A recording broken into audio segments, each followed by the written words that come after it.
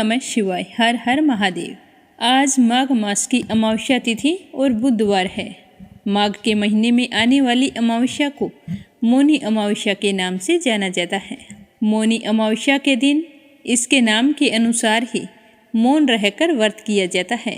इस दिन तीर्थ स्थल पर स्नान करने का बहुत ही अधिक महत्व माना गया है, लेकिन ये संभव नहीं है तो घर पर ही श्रद्धापूर्वक नहाने के पानी में गंगा जल मिलाकर स्नान करना चाहिए। तो सुबह ब्रह्म मुहूर्त में सूर्योदय से पहले नहाकर बाद में सबसे पहले सूर्य भगवान को अर्घ्य देना चाहिए।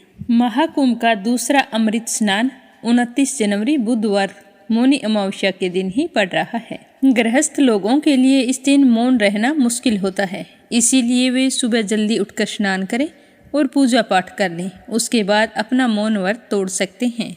आज के दिन तेल, कंबल, दूध, चीनी, अनाज तथा अपनी आवश्यकता अनुसार पैसों का दान भी अवश्य करना चाहिए।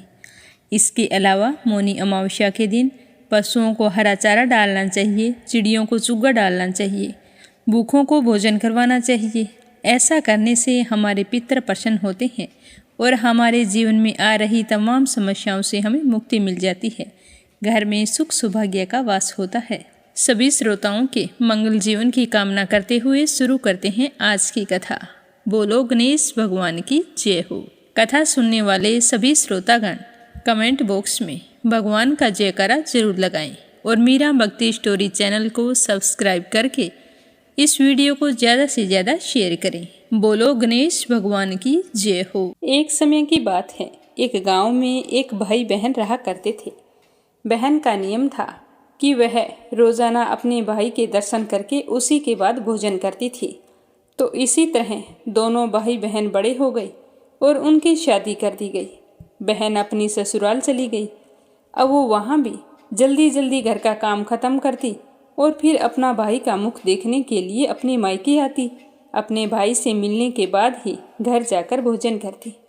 तो एक दिन रास्ते में एक पीपल के नीचे गणेश जी की मूर्ति रखी थी। उसने भगवान के सामने हाथ जोड़कर कहा कि हे गणेश जी भगवान, मेरे जैसा अमर सुहाग और मेरे जैसा अमर पीहर सबको दीजिए। यह कहकर वो अपने मायके चली गई। अब उसका रोजाना का नियम था, वह 2 मिनट गणेश जी भगवान की मूर्ति के आगे रुकती और वही बात कहती और फिर अपने भाई से मिलने के लिए चली जाती। एक दिन उसके पैरों में जंगल की झाड़ियों के कांटे चुभ गए। जैसे ही वो अपने भाई के घर पहुंची और भाई का मुख देखकर बैठ गई, तब भाभी ने पूछा कि ननंद पैसा आपके पैरों में क्या हो गया। तो वह कहने लगी कि भाभी, रास्ते में जंगल की झाड़ियों के कांटे गिरे थे, वो मेरे पाँवों में चुभ गए। तो उसकी भाभी ने गर्म पानी लाकर उसके पैर धोए और फिर पट्टी बांध दी, चाय पानी पिलाया और कुछ देर बातचीत करके जब उसकी ननंद अपने घर चली गई तो उसकी भाभी पीछे से कहने लगी कि आप किस तरह के भाई हैं, अपनी बहन के पैरों की तरफ देखा है, वो तो आपका मुख देखे बिना भोजन नहीं करती और आप अपनी बहन की तरफ ध्यान नहीं देते। देखा नहीं उसके पैरों में किस तरह से कांटे चुभे हुए थे। जाओ अभी के अभी रास्ता साफ करवा दो।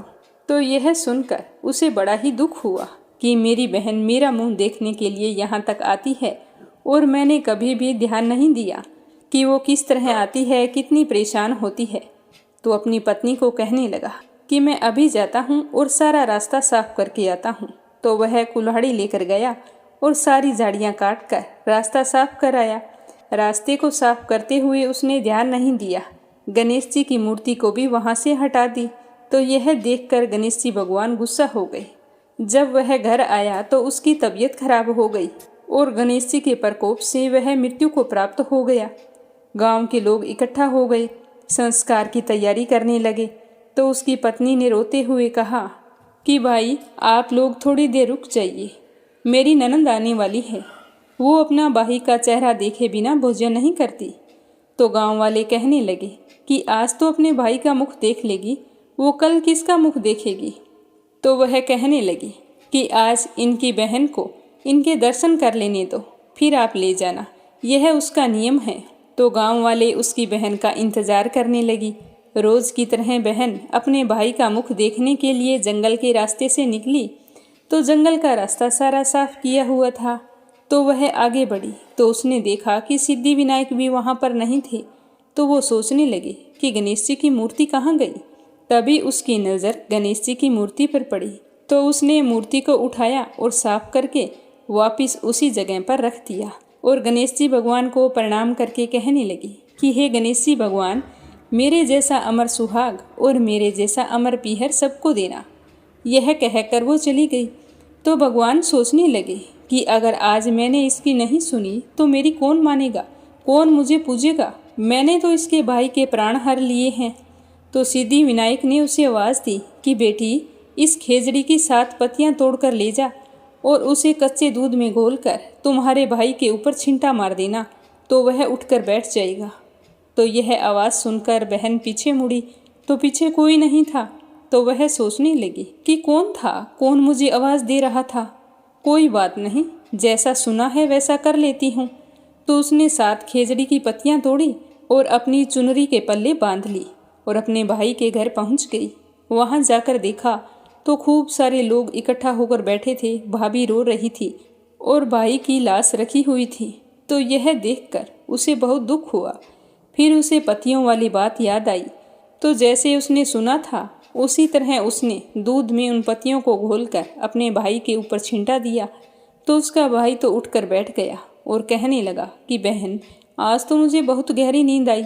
तो अपने भाई की बात सुनकर उसकी बहन कहने लगी कि भैया, ऐसी गहरी नींद तो किसी दुश्मन को भी ना आई।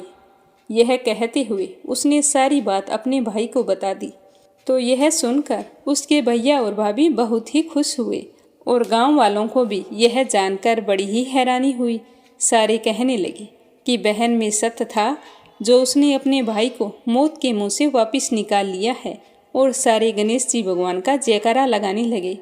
हे गणेश जी भगवान, जैसे आपने उस लड़की के भाई की रक्षा की वैसे ही सभी बहनों के भाइयों की रक्षा करना और उनका अमर पीहर और अमर सुहाग बनाए रखना। जो भी आपकी इस कथा को श्रद्धा भाव से सुने उसकी सारी मनोकामनाएं पूर्ण करना। बोलो गणेश जी भगवान की जय हो। अब अपने सुनेंगे सुखी अमावस्या की कथा। इस कथा को सुनने से हमारे जीवन के सारे विघ्न दूर हो जाते हैं, घर में सुख सौभाग्य का वास होता है, साथ ही हमारे सारे मनोरथ पूर्ण होते हैं। बोलो विष्णु भगवान की जय हो। बोलो भोले शंकर की जय हो। एक समय की बात है, एक ब्राह्मण और ब्राह्मणी रहा करते थे। वे दोनों पति पत्नी भगवान के परम भगत थे। प्रतिदिन सुबह जल्दी उठकर सबसे पहले स्नान करते, उसके बाद में बड़ी ही श्रद्धा भाव से पूजा पाठ करके उदय होते हुए सूर्य को अर्घ्य दिया करते थे। उनके घर में सब कुछ था, लेकिन संतान न होने के कारण दोनों बहुत ही दुखी रहा करते थे। उस ब्राह्मण ने कई जतन किए पर उसे संतान की प्राप्ति नहीं हुई। ऐसा करते करते समय बीतता चला गया। एक दिन ब्राह्मण अपनी पत्नी से कहने लगा कि मैं वन में तपस्या करने के लिए जा रहा हूँ। मुझे पूरा भरोसा है कि मेरी तपस्या से भगवान जरूर प्रसन्न होंगे और हमें संतान सुख की प्राप्ति होगी। अपनी पत्नी से ऐसा कहकर वो ब्राह्मण वन में चला गया और वहाँ जाकर तपस्या करने लगा। इसी तरह तपस्या करते करते बहुत साल बीत गए, पर भगवान उसकी पूजा से प्रसन्न नहीं हुए। उसने थक हार कर सोचा कि ऐसा जीवन जीने का क्या फायदा, मैं अपना जीवन ही समाप्त कर लूँगा। मुझसे क्या कमी रह गई जो मुझे संतान की प्राप्ति नहीं हो रही है। इस प्रकार सोचकर वह पेड़ की डाली पर फांसी का फंदा लगाकर जैसे ही वो मरने के लिए तैयार हुआ, तभी वहाँ पर सुख अमावस्या प्रकट हुई और कहने लगी कि ब्राह्मण, तुम खुदकुशी क्यों कर रहे हो। तो ब्राह्मण ने कहा कि मैं कितनी पूजा पाठ करता हूँ, धर्म कर्म में खूब रुचि रखता हूँ, कभी भी किसी का जाने अनजाने में दिल नहीं दुखाया है, फिर मुझे संतान का सुख क्यों नहीं मिल रहा है। इतनी तपस्या के बाद भी भगवान मुझसे प्रसन्न नहीं है, तो ऐसी जिंदगी जीने का क्या फायदा, मैं तो मरने की तैयारी कर रहा हूँ। तो अमावस्या माता कहने लगी कि हे ब्राह्मण, तुम्हारे 7 जन्मों तक कोई संतान नहीं लिखी है, किंतु मैं तुम्हें 2 कन्या का वरदान देती हूँ। आज से 10वें महीने तुम्हारी पत्नी 2 बहुत ही सुंदर कन्याओं को जन्म देगी। पर तुम ऐसा करना कि एक कन्या का नाम अमावस्या और दूसरी का नाम पूर्णिमा रखना। तुम्हारी पत्नी को कहना कि अमावस्या के व्रत शुरू कर दे और अमावस के दिन 1 कटोरी चावल भरकर उस पर दक्षिणा रखकर किसी मंदिर में चढ़ा देना। ऐसा 1 साल तक करना। 1 कटोरी चावल सहित दान करते रहना, तुम्हें संतान की प्राप्ति जरूर होगी। तो यह सुनकर ब्राह्मण बहुत ही खुश हुआ और खुशी खुशी घर आ गया। बरसों बाद अपने पति को घर आया देखकर ब्राह्मणी बहुत ही खुश हुई। तो उस ब्राह्मण ने कहा कि मुझे अमावस्या माता ने दर्शन देकर ये सब कुछ कहा है। यह कहकर अपनी पत्नी को सारी बात बताई। तो यह सब कुछ जानकर ब्राह्मण की पत्नी को बहुत ही खुशी हुई और उसने अमावस्या तिथि आई तो सूखी अमावस्या माता के व्रत करने शुरू कर दिए। जिस तरह अमावस्या माता ने कहा था अमावस के व्रत करती।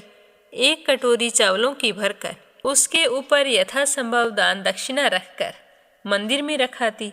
तो 10 महीने पूरे होने पर ब्राह्मणी ने बहुत ही सुंदर कन्याओं को जन्म दिया। तो ब्राह्मण ने अमावस्या माता की बात को याद रखते हुए अपनी एक बेटी का नाम अमावस्या और दूसरी का नाम पूनम रखा। ब्राह्मण की दोनों कन्याएं बहुत ही सुंदर थी। समय के साथ दोनों बड़ी होने लगी। ऐसा करते करते कई साल बीत गए। तो एक दिन ब्राह्मणी ने अपने पति से कहा कि स्वामी, हमारी दोनों बेटियां विवाह योग्य हो गई हैं। तुम इनके लिए कोई अच्छे से घर और वर की तलाश करो। ब्राह्मण की बड़ी बेटी अमावस्या थी। वो धर्म कर्म में खूब रुचि रखती थी। छोटी बेटी पूनम की धर्म कर्म में बिल्कुल भी रुचि नहीं थी। तो ब्राह्मण ने उन दोनों को उनके स्वभाव के अनुसार ही अच्छा घर और वर देखकर उनकी शादी कर दी। शादी के बाद में बड़ी बेटी अमावस्या के घर में जितना धन था वह दिन दुगनी रात चौगुनी तरक्की करने लगा। ससुराल में उसके सास ससुर, जेठ जेठानी, ननंद सारे उसकी खूब बड़ाई करते थे कि हमारी बहू बहुत ही भाग्यशाली आई है। पर अमावस्या ने अपनी पूजा पाठ करनी नहीं छोड़ी। ससुराल में रहकर भी वो अपनी पूजा पाठ अच्छे से किया करती थी। दूसरी ओर पूनम थी तो उसके घर में सब कुछ था, लेकिन पूनम के पैर पड़ते ही उनके घर में घाटा लगने लगा। धीरे धीरे सारा धन नष्ट हो गया और उसे संतान की प्राप्ति भी नहीं हुई। तो वह बहुत ही दुखी रहती थी। जब इस बात का पता एक बार अमावस्या को चला कि मेरी बहन इस तरह बहुत ही दुखी है, उनका सारा धन नष्ट हो गया है, तो वह बहुत ही दुखी हुई और गाड़ी भरकर सामान लेकर अपनी छोटी बहन के घर गई और जाकर कहने लगी कि बहन, तुम्हारी ये हालत कैसे हो गई? हमारे माँ बाबूजी ने दोनों के लिए संपन्न घर देखे थे, फिर ये सब कुछ क्या हो गया? तो पूनम कहने लगी कि क्या बताऊं बहन, जब से मैं इस घर में आई हूँ रोजाना कोई ना कोई घाटा लगता रहता है। ऐसा करते करते हमारा सब कुछ नष्ट हो गया है। मेरे ससुराल वाले मुझे कहते तो कुछ नहीं है, पर मन में तो जरूर सोचते होंगे कि मैं ही अभागिन आई हूँ जिसकी वजह से इनका सब कुछ नष्ट हो गया है। तुम ही बताओ बहन, मैं क्या करूँ? मेरे कोई संतान भी नहीं है, मैं बहुत दुखी रहती हूँ। तो अमावस्या कहने लगी कि बहन पूनम, तुम ऐसे करो, सुखी अमावस्या का व्रत करो। श्रद्धा भाव से पूजा पाठ करके अमावस्या माता से अपने दुख हरने के लिए कहो, जिससे तुम्हारे घर में सुख समृद्धि का वास होगा। तो पूनम कहने लगी कि मुझे इस व्रत की सारी विधि बताओ, किस तरह करने हैं।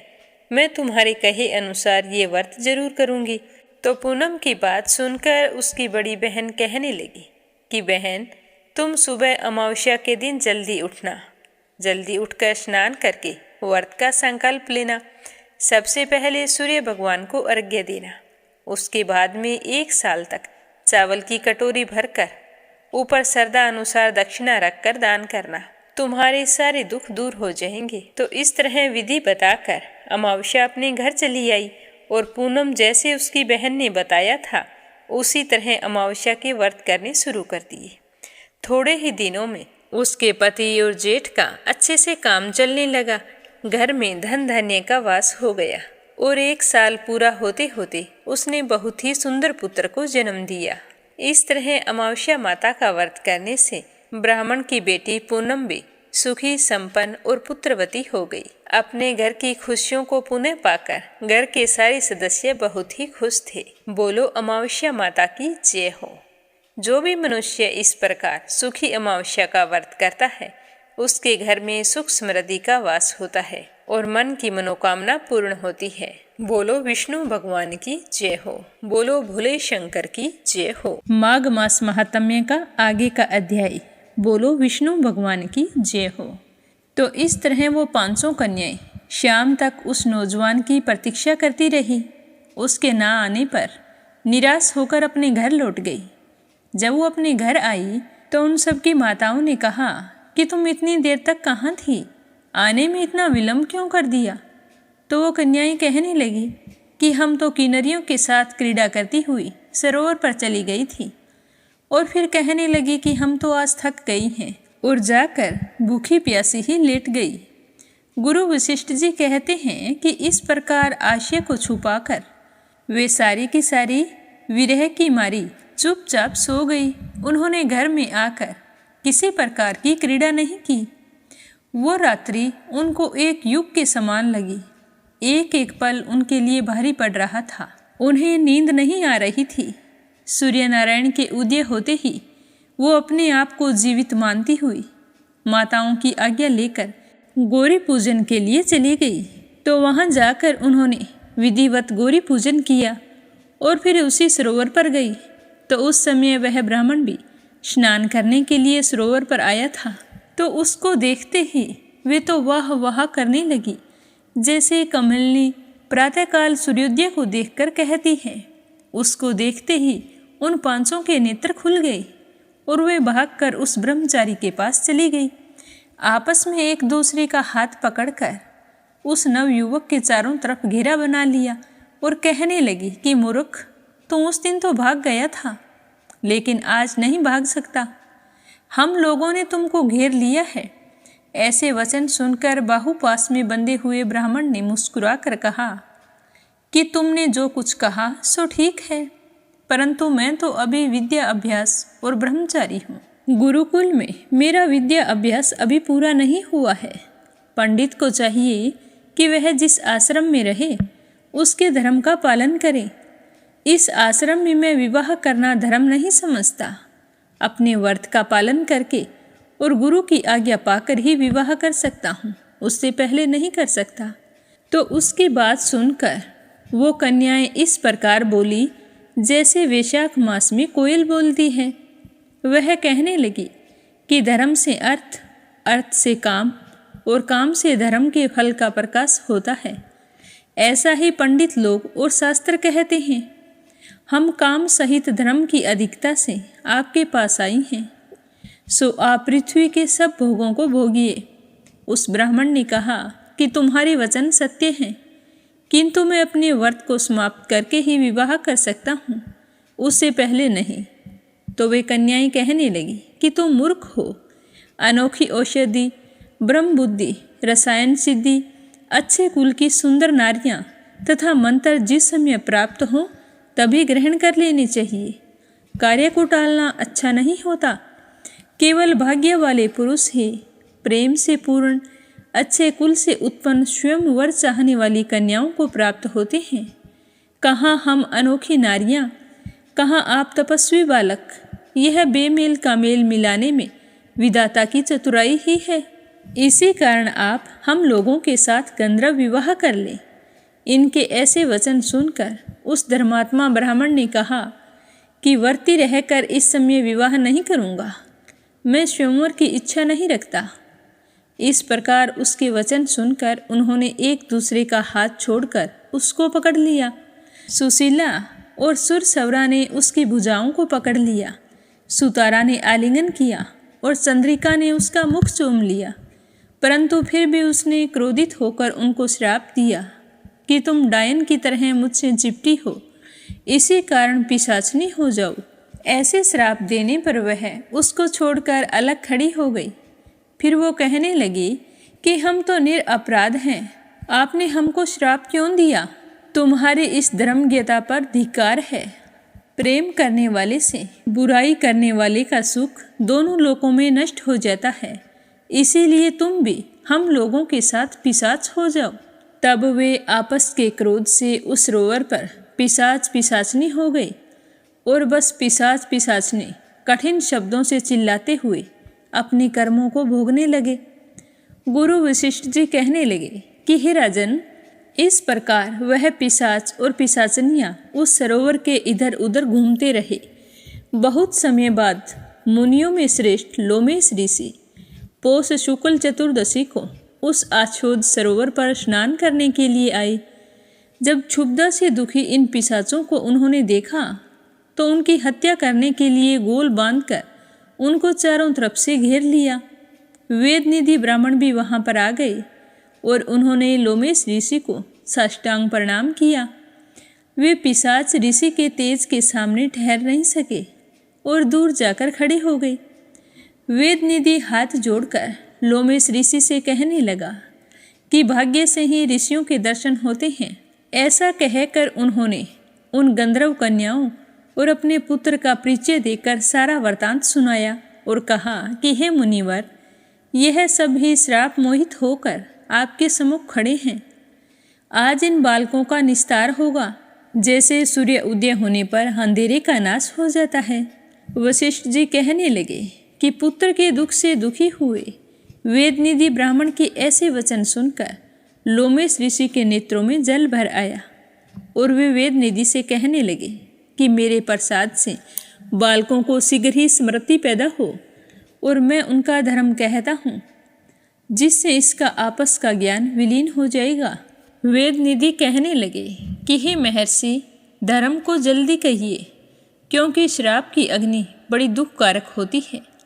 तो लोमेश ऋषि कहने लगे कि यह सब मेरे साथ नियम पूर्वक माघ स्नान करें, अंत में यह इस श्राप से छूट जाएंगे। मेरा यह निश्चय है कि शुभ तीर्थ में माघ स्नान करने से श्राप का फल नष्ट हो जाता है। 7 जन्मों के पाप तथा इस जन्म के पाप माघ मास में तीर्थ स्थान पर स्नान करने से नष्ट हो जाते हैं। इस आच्छोद में स्नान करने से अवश्य ही मोक्ष की प्राप्ति होती है। राजसूय और अश्वमेघ यज्ञ से भी अधिक फल माघ स्नान का होता है। अतः संपूर्ण पापों का सहज में ही नाश करने वाला माघ स्नान ही है, जिसके करने से ये अवश्य ही श्राप से मुक्त हो जाएंगे। तो आज का अध्याय समाप्त हुआ। बोलो विष्णु भगवान की जय हो। अब अपने सुनते हैं भागवत कथा का आगे का अध्याय। बोलो श्री हरि विष्णु भगवान के अनंत स्वरूपों की जय हो। भागवत कथा की जय हो। श्री सुखदेव जी कहने लगे कि हे राजन, इस प्रकार भगवान श्री कृष्ण और बलराम जी द्वारिका में निवास कर रहे थे। एक बार सर्वग्रास सूर्य ग्रहण लगा, जैसा कि प्रलय के समान लगा करता है। तो मनुष्यों को ज्योतिषियों के द्वारा उस ग्रहण का पता पहले से ही चल गया था। इसीलिए सारे लोग अपने अपने कल्याण के उद्देश्य से पुण्य आदि उपार्जन करने के लिए समंत पंचक तीर्थ कुरुक्षेत्र में आए।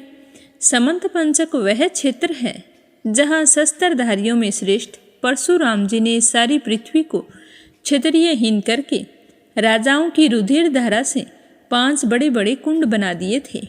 जैसे कोई साधारण मनुष्य अपने पाप की निवृत्ति के लिए प्रायश्चित करता है, वैसे ही सर्वशक्तिमान भगवान परशुराम ने अपने साथ कर्म का कुछ संबंध न होने पर भी लोक मर्यादाओं की रक्षा के लिए वहीं पर यज्ञ किया था। हे राजन, इस महान तीर्थ यात्रा के अवसर पर भारत के सभी प्रांतों की जनता कुरुक्षेत्र आई थी।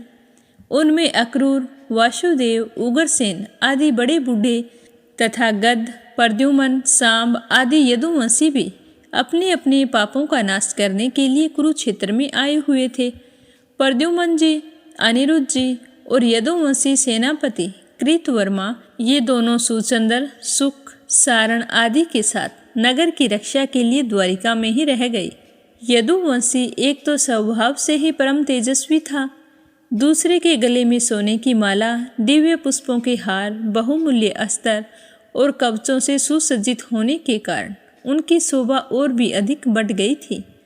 वे तीर्थ यात्रा के पथ में देवताओं के विमान के समान रथों, समुद्र की तरंग के समान चलने वाले घोड़ों, बादलों के समान विशालकाय एवं गर्जना करते हुए हाथियों तथा विद्याधरों के समान मनुष्यों के द्वारा ढोई जाने वाली पालकियों पर अपनी पत्नियों के साथ इस प्रकार शोभायमान हो रहे थे मानो स्वर्ग के देवता ही यात्रा कर रहे हों।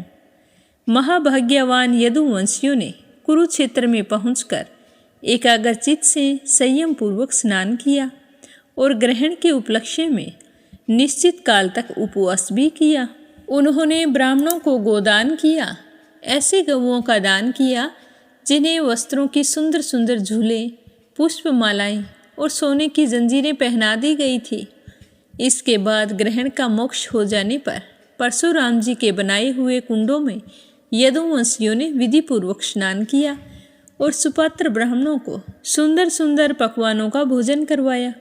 उन्होंने अपने मन में यह संकल्प किया कि भगवान श्री कृष्ण के चरणों में हमारी प्रेम भक्ति बनी रहे।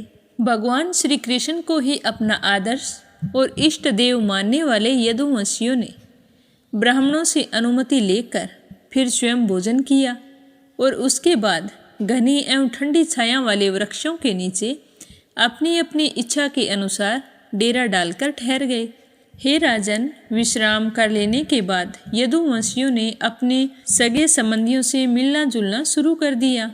वहाँ मत्स्य, उसीनर, कौशल, विदर्भ, कुरु, संजय, काम्बोज, केकय, मदर, कुंती, आनर्थ, केरल एवं दूसरे अनेकों देशों के अपने अपने पक्ष के तथा शत्रु पक्ष के सैकड़ों नरपति वहाँ पर आए हुए थे। हे राजन, इसके अतिरिक्त यदुवंशियों के परम हितैषी बंधु नंद आदि गोप तथा भगवान के दर्शन के लिए चिरकाल से उत्कंठित गोपियां भी वहां पर आई हुई थी। यादवों ने इन सबको देखा। एक दूसरे के दर्शन, मिलन और वार्तालाप से सभी को बड़ा आनंद हुआ। सभी के हृदय कमल और मुख कमल खिल उठे। सब एक दूसरे को भुजाओं में भरकर हृदय से लगाते। उनके नेत्रों से आंसुओं की झड़ी लग जाती, रोम रोम खिल उठता और प्रेम के आवेग से उनकी बोली बंद हो जाती और सब के सब आनंद समुद्र में डूबने उतरने लगते। पुरुषों की भांति स्त्रियां भी एक दूसरे को देखकर प्रेम और आनंद से भर गई। वे अत्यंत सौहार्द, मंद मंद मुस्कान, परम पवित्र तिरछी चितवन से देख देख कर परस्पर भेंट अंकुआर भरने लगी। वे अपनी भुजाओं में भरकर एक दूसरे को गले लगाती हुई अत्यंत आनंद का अनुभव करने लगी। उस समय उनके नेत्रों से प्रेम के आंसू छलकने लगे। अवस्था आदि में छोटों ने बड़े बूढ़ों को प्रणाम किया और उन्होंने अपने से छोटों का प्रणाम स्वीकार किया। वे एक दूसरे का स्वागत करके तथा कुशल मंगल आदि पूछकर फिर श्री कृष्ण की मधुर लीलाएं आपस में कहने सुनने लगी। हे राजन, कुंती, वासुदेव आदि अपने भाइयों बहनों, उनके पुत्रों, माता पिता, भाभियों और भगवान श्री कृष्ण को देखकर तथा उनसे बातचीत करके अपना सारा दुख भूल गई। कुंती ने वासुदेव जी से कहा कि भैया, मैं सचमुच बड़ी अभागिन हूँ। मेरी एक भी साध पूरी नहीं हुई। आप जैसे साधु स्वभाव सज्जन भाई आपत्ति के समय मेरी सुधि भी ना लें, इससे बढ़कर दुख की बात और क्या हो सकती है। भैया, विधाता जिसके बाएं हो जाता है उसे स्वजन संबंधी, पुत्र और माता पिता भी भूल जाते हैं। इसमें आप लोगों का कोई दोष नहीं है। तो कुंती की बात सुनकर वासुदेव जी कहने लगे कि बहन, उल्हाना मत दो। सभी मनुष्य देव के खिलौने हैं। यह संपूर्ण लोक ईश्वर के वश में रहकर कर्म करता है और उसका ही फल भोगता है। बहन, कंस के सताए जाने पर हम लोग इधर उधर अनेकों दिशाओं में भाग गए थे। अभी कुछ ही दिन हुए हैं कि ईश्वर की कृपा से हम सब पुनः अपना स्थान प्राप्त कर सके हैं। वहाँ जितने भी नरपति आए हुए थे, वासुदेव, उग्रसेन आदि यदुवंशियों ने उनका खूब सम्मान सत्कार किया। वे सब भगवान श्री कृष्ण का दर्शन पाकर परमानंद और शांति का अनुभव करने लगे। हे राजन, भीष्म पितामह, द्रोणाचार्य, धृतराष्ट्र, दुर्योधन आदि पुत्रों के साथ गंधारी पत्नियों सहित युधिष्ठिर आदि पांडव, कुंती, संजय, विदुर, कृपाचार्य, कुंती भोज, विराट, भीष्मक, महाराज नगनजीत, पुरुषजीत, द्रुपद, शल्य, दृष्टकेतु, काशी नरेश, दमघोष, विशालक्ष, मिथिला नरेश, मदर नरेश, केकई नरेश, युधामान्यु, सुशर्मा अपने पुत्रों के साथ बाहिक और दूसरे भी युधिष्ठिर के अनुयायी नरपति भगवान श्री कृष्ण का परम सुंदर श्री निकेतन विग्रह और उनकी रानियों को देखकर अत्यंत विस्मित हो गए। अब वे बलराम जी तथा भगवान श्री कृष्ण से भली भांति सम्मान प्राप्त करके बड़े आनंद से श्री कृष्ण के स्वजनों यदुवंशियों की प्रशंसा करने लगे। और फिर उन लोगों ने मुख्य रूप से उग्रसेन जी को संबोधित करके कहा कि भोजराज उग्रसेन जी, सच पूछिए तो इस जगत के मनुष्यों में आप लोगों का जीवन सफल है, धन्य है, धन्य है, क्योंकि जिन श्री कृष्ण का दर्शन बड़े बड़े योगियों के लिए भी दुर्लभ है, उन्हीं को आप लोग नित्य निरंतर देखते रहते हैं। वेदों ने बड़े आदर के साथ भगवान श्री कृष्ण की कीर्ति का गान किया है। उनके चरण धोवन का जल गंगा जल, उनकी वाणी शास्त्र और उनकी कीर्ति इस जगत को अत्यंत पवित्र कर रही है। अभी हम लोगों के जीवन की ही बात है। समय के फेर से पृथ्वी का सारा सौभाग्य नष्ट हो चुका है, परंतु उनके चरण कमलों के स्पर्श से पृथ्वी में फिर समस्त शक्तियों का संचार हो गया है। अब वह फिर हमारी समस्त अभिलाषाओं और मनोरथों को पूर्ण करने लगी हैं। इस तरह बताते हुए श्री सुखदेव जी कहने लगे कि हे राजन, जब नंद बाबा को यह बात मालूम हुई कि श्री कृष्ण आदि यदुवंशी कुरुक्षेत्र में आए हुए हैं, तब वे गोपों के साथ अपनी सारी सामग्री गाड़ियों पर लादकर अपने प्रिय पुत्र श्री कृष्ण और बलराम को देखने के लिए वहां पर आ पहुँचे। नंद आदि गोपों को देखकर सबके सब यदुवंशी आनंद से भर गए। वे इस प्रकार उठ खड़े हुए मानो मृत शरीर में प्राणों का संचार हो गया हो। वे लोग एक दूसरे से मिलने के लिए बहुत दिनों से आतुर हो रहे थे, इसीलिए एक दूसरे को बहुत देर तक अत्यंत गाढ़ भाव से आलिंगन करते रहे। वासुदेव जी ने अत्यंत प्रेम और आनंद से विहाल होकर नंद जी को हृदय से लगा लिया। उन्हें एक एक करके सारी बातें याद हो आई कि कंस किस प्रकार उन्हें सताता था और किस प्रकार उन्होंने अपने पुत्र को गोकुल में ले जाकर नंद जी के घर छोड़ दिया था। भगवान श्री कृष्ण और बलराम जी माता यशोदा और पिता नंद जी के हृदय से लगकर उनके चरणों में प्रणाम किया। हे राजन, उस समय अत्यधिक प्रेम के कारण दोनों भाइयों का गला रुंध गया। वे कुछ भी नहीं बोल सके। महाभाग्यवती यशोदा जी और नंद बाबा ने दोनों पुत्रों को अपनी गोद में बैठा लिया और अपनी भुजाओं से उनका गाढ़ आलिंगन किया। उनके हृदय में चिरकाल तक ना मिलने का जो दुख था वो सब मिट गया। रोहिणी और देवकी जी ने ब्रिजेश्वरी यशोदा को अपने अंकवार में भर लिया। यशोदा जी ने उन लोगों के साथ मित्रता का जो व्यवहार किया था उसका स्मरण करके दोनों का गला भरा आया। वे यशोदा जी से कहने लगे कि यशोदा रानी, आपने और ब्रिजेश्वर नंद जी ने हम लोगों के साथ जो मित्रता का व्यवहार किया है वह कभी नहीं मिटने वाला है। उसका बदला इंद्र का ऐश्वर्य पाकर भी हम किसी प्रकार से नहीं चुका सकते।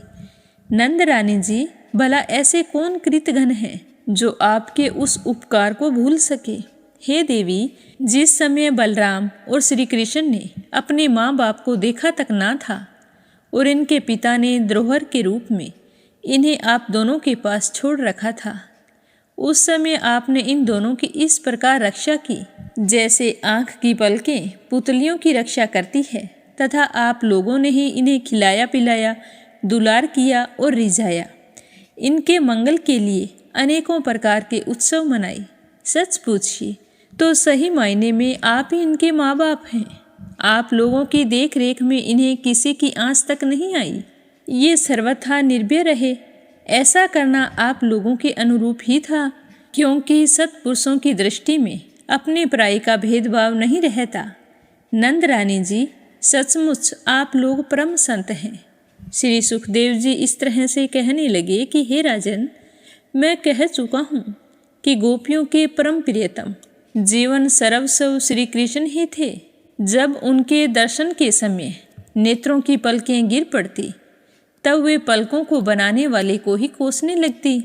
उन्हें प्रेम की मूर्ति गोपियों को आज बहुत दिनों के बाद भगवान श्री कृष्ण का दर्शन हुआ। उनके मन में इस पल के लिए ना जाने कितनी लालसा थी, इसका तो अनुमान भी नहीं लगाया जा सकता।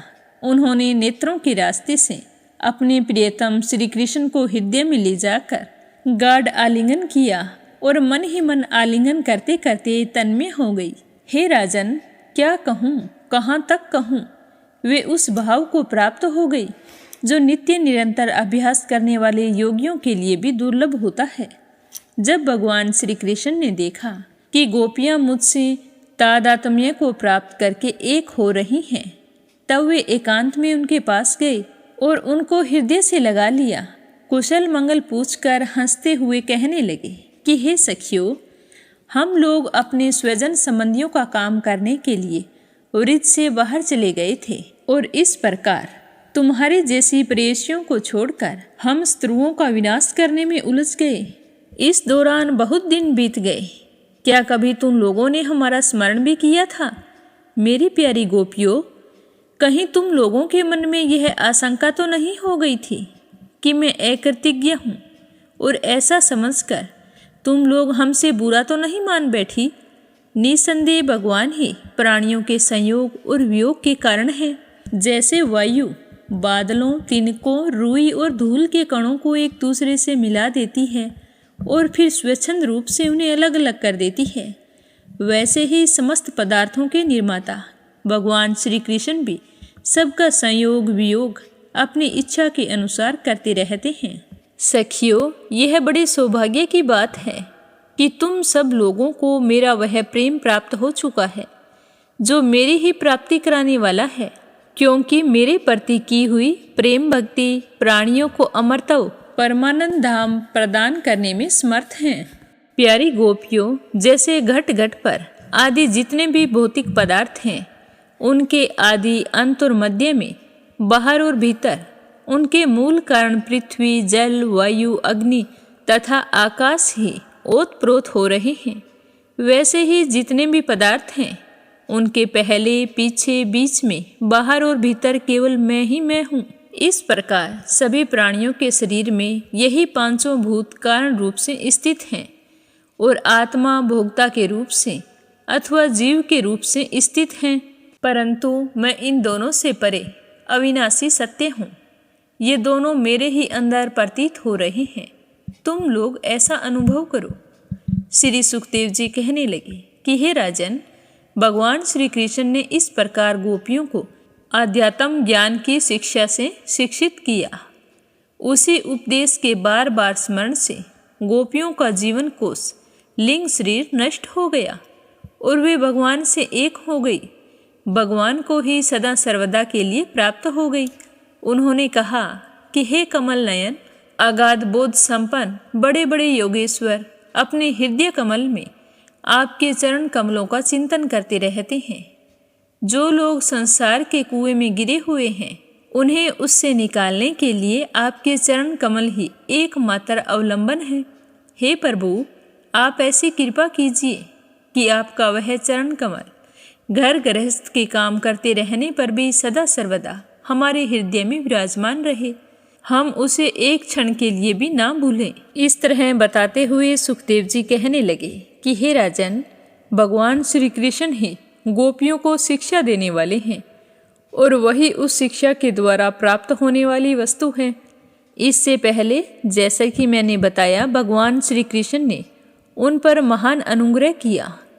अब उन्होंने धर्मराज युधिष्ठिर तथा अन्य समस्त संबंधियों से कुशल मंगल पूछा। भगवान श्री कृष्ण के चरण कमलों का दर्शन करने से ही उनके सारे अशुभ नष्ट हो चुके थे।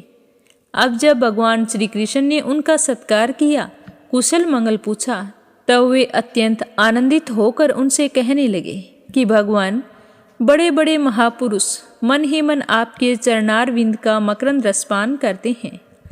कभी कभी उनके मुख कमल से लीला कथा के रूप में वह रस छलक पड़ता है। हे प्रभु, वह इतना अद्भुत दिव्य रस है कि कोई भी प्राणी उसको पी ले तो वह जन्म मृत्यु के चक्कर में डालने वाली विस्मृति अथवा अविद्या को नष्ट कर देता है। उस रस को जो लोग अपने कानों के दोनों में भरकर जी भर पीते हैं, उनके अमंगल की तो आशंका ही क्या है। हे भगवान, आप एक रस ज्ञान स्वरूप और अखंड आनंद के समुद्र हैं। बुद्धि वृत्तियों के कारण होने वाली जागृत, स्वप्न, सुषुप्ति, ये तीनों अवस्थाएं आपके स्वयं प्रकाश स्वरूप तक पहुंच ही नहीं पाती, दूर से ही नष्ट हो जाती है। आप परम हंसों की एकमात्र गति हैं। समय के फेर से वेदों का उपहास होते देखकर उनकी रक्षा के लिए आप अपनी अचिंतनीय योग माया के द्वारा मनुष्य का सा शरीर ग्रहण किया है। हम आपके चरणों में बारंबार नमस्कार करते हैं। हे राजन, जिस समय दूसरे लोग इस प्रकार भगवान श्री कृष्ण की स्तुति कर रहे थे, उसी समय यादव और कौरव कुल की स्त्रियां एकत्रित होकर आपस में भगवान की त्रिभुवन विख्यात लीलाओं का वर्णन कर रही थी। अब मैं तुम्हें उन्हीं बातों को सुनाता हूँ। द्रौपदी ने कहा कि हे रुक्मिणी, हे भद्रे, हे जामवती, हे सत्यभामे, कालिंदी, सेव्ये, लक्ष्मणे, रोहिणी और अन्य श्री कृष्ण पत्नियों, तुम लोग हमें यह तो बताओ कि स्वयं भगवान श्री कृष्ण ने अपनी माया से लोगों का अनुकरण करते हुए तुम लोगों का किस प्रकार पाणी ग्रहण किया। तो रुक्मिणी जी ने कहा कि द्रौपदी जी, जरासंध आदि सभी राजा चाहते थे कि मेरा विवाह शिशुपाल के साथ हो।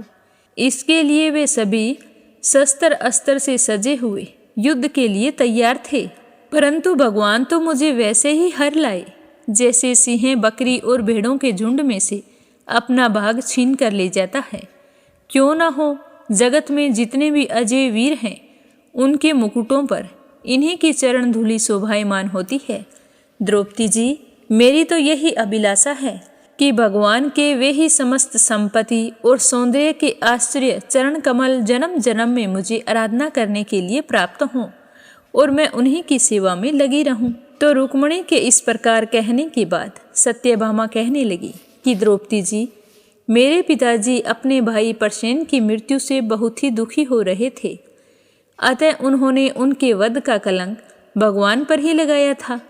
उस कलंक को दूर करने के लिए भगवान ने ऋक्षराज जामवान पर विजय प्राप्त की और वह रतन लाकर मेरे पिताजी को दे दिया।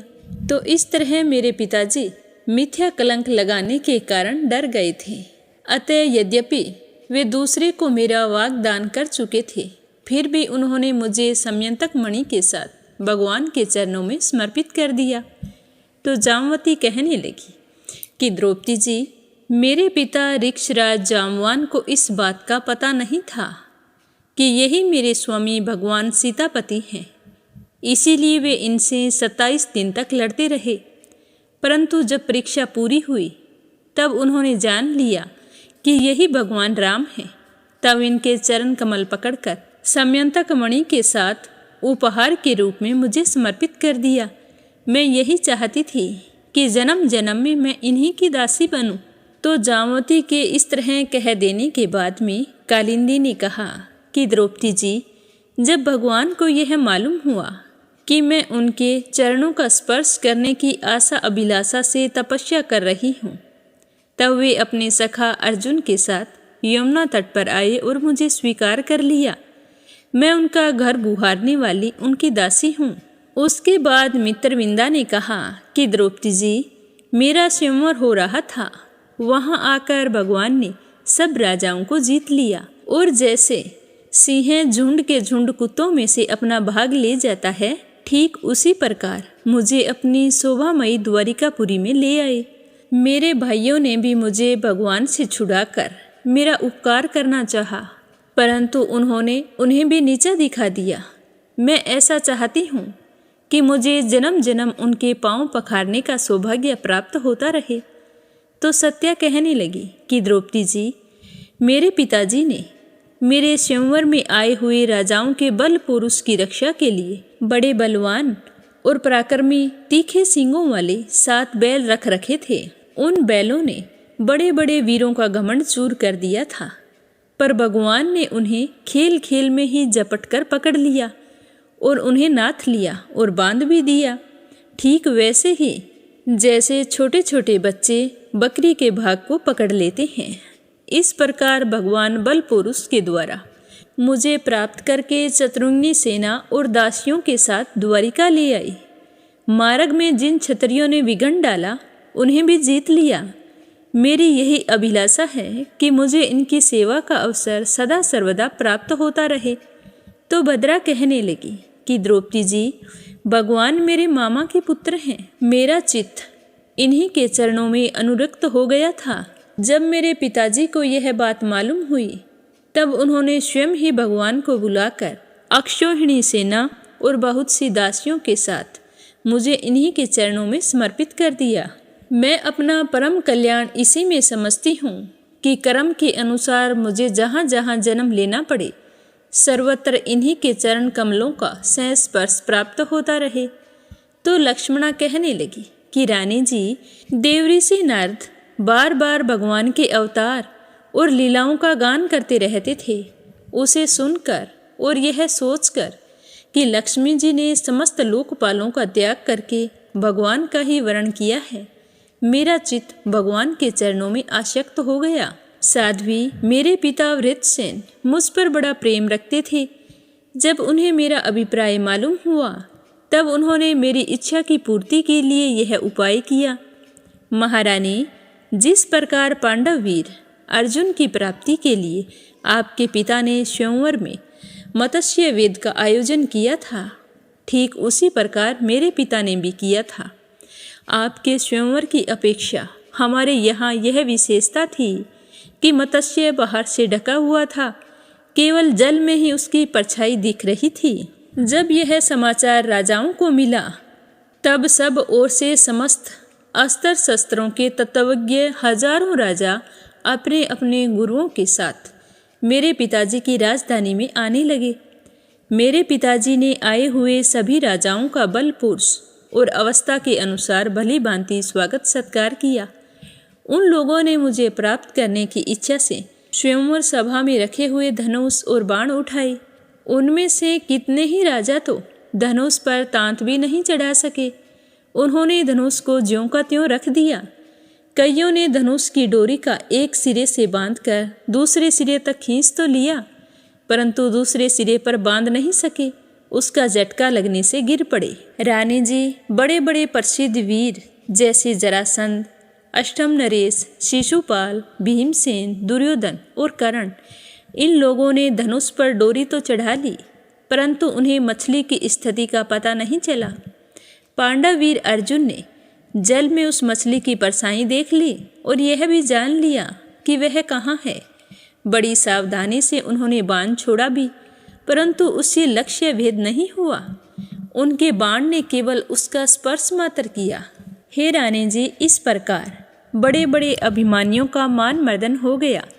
अधिकांश नरपतियों ने मुझे पाने की लालसा एवं साथ ही साथ लक्ष्य वेद की चेष्टा भी छोड़ दी। तब भगवान ने धनुष उठाकर खेल खेल में अनायास ही उस पर डोरी चढ़ा दी, बाण साधा और जल में केवल एक ही बार मछली की परछाई देखकर बाण मारा तथा उसे नीचे गिरा दिया। उस समय ठीक दोपहर हो रही थी। स्वार्थ सिद्धि अभिजीत मुहूर्त बीत रहा था। देवी जी, उस समय पृथ्वी में जय जयकार होने लगी और आकाश में दुंदुभियाँ बजने लगी। बड़े बड़े देवता आनंद विहाल होकर पुष्पों की वर्षा करने लगे। हे रानी जी, उस समय मैंने रंगशाला में प्रवेश किया।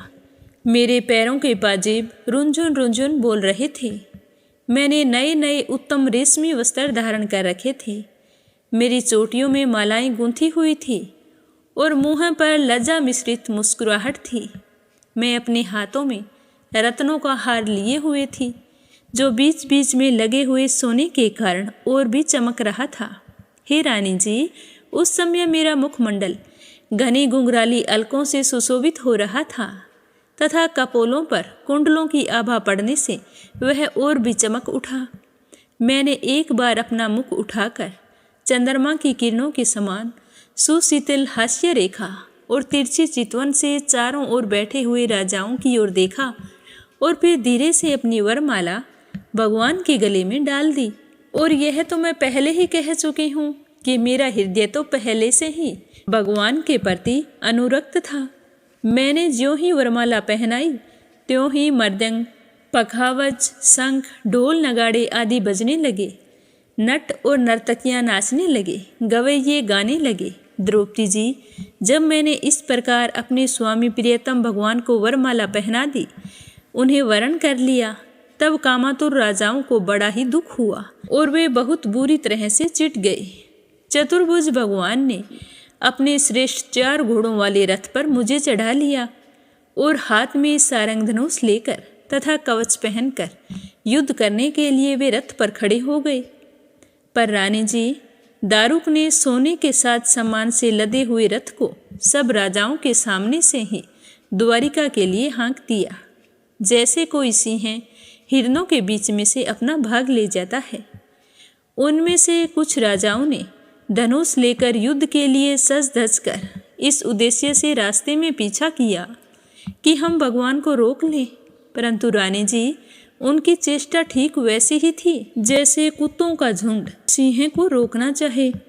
सारंग धनुष के छूटे हुए तीरों से किसी की बाह कट गई, किसी के पैर कटे और किसी की गर्दन ही उतर गई।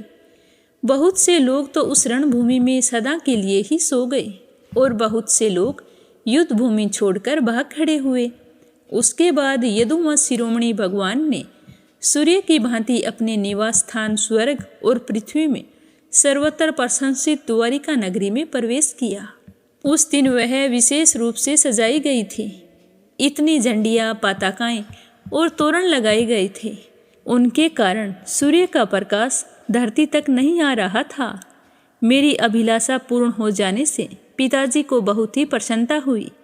उन्होंने अपने हितैषी सगे संबंधियों, भाई बंधुओं को बहुमूल्य वस्त्र, आभूषण, शैया, आसन और विविध प्रकार की सामग्रियां देकर सम्मानित किया। भगवान परिपूर्ण हैं, तथापि मेरे पिता ने प्रेमवश होकर उन्हें बहुत सी दासियां और सब प्रकार की संपत्तियां, सैनिक, हाथी, रथ, घोड़े और बहुत से बहुमूल्य अस्त्र शस्त्र समर्पित किए। रानी जी, हमने पूर्व जन्म में सबकी आसक्ति छोड़कर कोई बहुत बड़ी तपस्या की होगी, तभी तो हम इस जन्म में आत्माराम भगवान की गृहदासियाँ हुई हैं। 16,000 पत्नियों की ओर से रोहिणी जी ने कहा कि भौमासुर ने दिग्विजय के समान बहुत से राजाओं को जीतकर उनकी कन्या हम लोगों को अपने महल में बंदी बना रखा था। जब भगवान को इस बात का पता चला तो उन्होंने युद्ध में भौमासुर और उसकी सेना का संहार कर डाला और स्वयं पूर्ण काम होने पर भी उन्होंने हम लोगों को वहां से छुड़ाया तथा पाणी ग्रहण करके अपनी दासी बना लिया। हे रानी जी, हम तो सदा सर्वदा उन्हीं के चरण कमलों का चिंतन करती रहती हैं, जो जन्म मृत्यु रूप संसार से मुक्त करने वाले हैं। साध्वी द्रौपदी जी, हमारा साम्राज्य इंद्रपद अथवा इन दोनों के भोग, अणिमा आदि ऐश्वर्य, ब्रह्मा का पद, मोक्ष अथवा सालोक्य, सारूप्य आदि मुक्तियाँ कुछ भी नहीं चाहती। हम तो केवल इतना ही चाहते हैं कि अपने प्रियतम प्रभु के सुकोमल चरण कमलों की वह श्रीरज सर्वदा अपने शीश पर विराजमान करें, जो लक्ष्मी जी के वक्ष स्थल पर लगी हुई केसर की सुगंध से युक्त हैं। उदार शिरोमणि भगवान के जिन चरण कमलों का स्पर्श उनके गौ चराते समय गोप गोपियाँ, भिलनियाँ, तिनके और घास लताएं तक करना चाहती थी, उन्हीं की हमें भी चाहना है। तो आज की कथा को यहीं पर विराम देते हैं। आगे क्या हुआ यह सुनेंगे कल की कथा में। बोलो भागवत कथा की जय हो। बोलो श्री हरि विष्णु भगवान की जय हो।